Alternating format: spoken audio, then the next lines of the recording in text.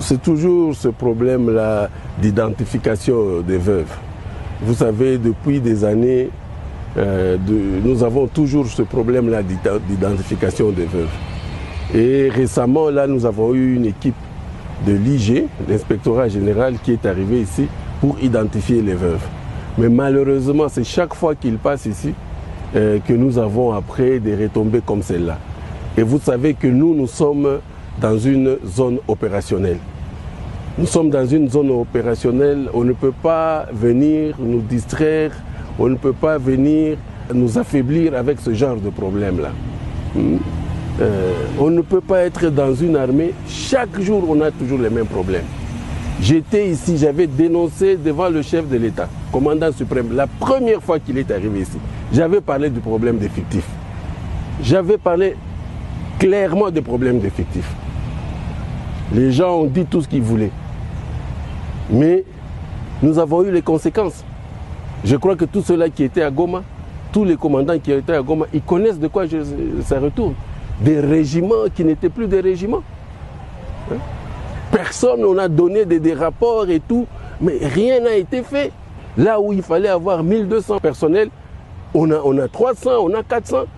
Et jamais ces gens-là ont été mis en cause.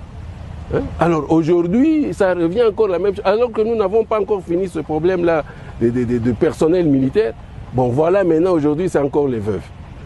Et malheureusement, cela se passe dans une zone opérationnelle, ce que je ne peux pas accepter. Nous sommes au XXIe siècle, je crois qu'il y a des choses que nous devons arrêter. On ne doit plus parler de ce genre de problème. Les contrôles là doivent être des contrôles sérieux.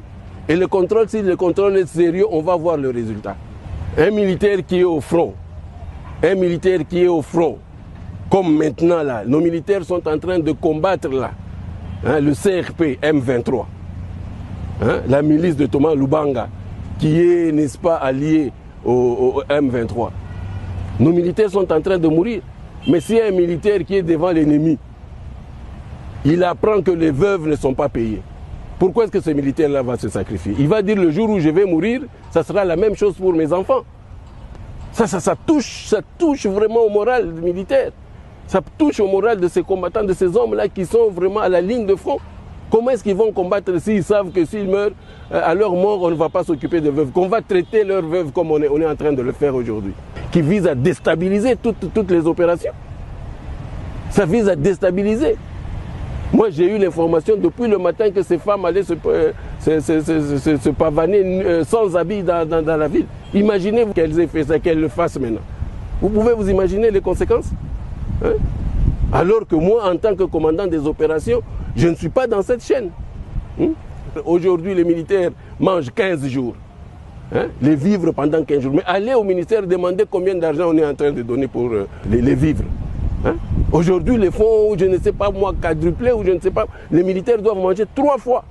Mais quand ils ne mangent pas, et surtout ici au front, on pense que c'est qui? On pense que c'est moi. Quand les militaires ne sont pas payés, les gens, le commun de mortels pensent que c'est le gouverneur. Alors que je ne suis pas dans cette chaîne-là. Moi, je suis là pour les opérations. C'est vrai, je représente l'armée ici. Mais moi, je suis là pour la chaîne, la mise en œuvre. Et la mise en œuvre, c'est le combat. C'est tout, la guerre. Et l'autre chaîne, la logistique et l'administration, ça c'est à la région militaire et ainsi de suite. Donc ces choses-là doivent être claires. Ça doit être clair. Et on n'a pas le droit de nous déstabiliser avec tous les problèmes que nous avons. On n'a pas le droit de nous déstabiliser en ce moment.